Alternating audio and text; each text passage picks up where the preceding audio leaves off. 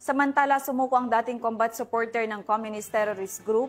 Kasabay nito ay isinuko din ang kanyang baril sa pamahalaan ng Kalinga. Police Staff Sergeant Joredic Tasing, ibalita mo.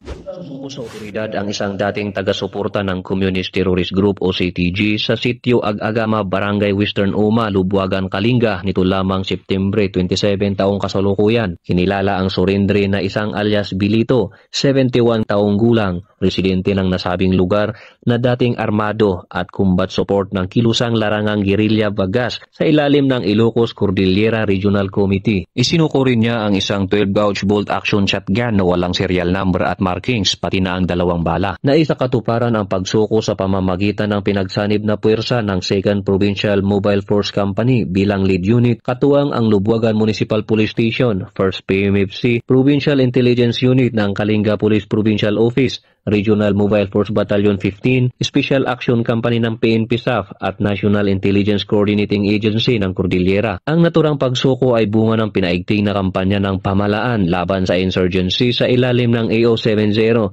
at NTF-LCAC na layong magtaguyod ng kapayapaan at kaunlaran sa mga komunidad. Mula dito sa rehiyon ng Cordillera, ako ang inyong PNN correspondent, Police Staff Sergeant Joredic Tasing, alagad ng batas, tagataguyod ng Balitang Pulis.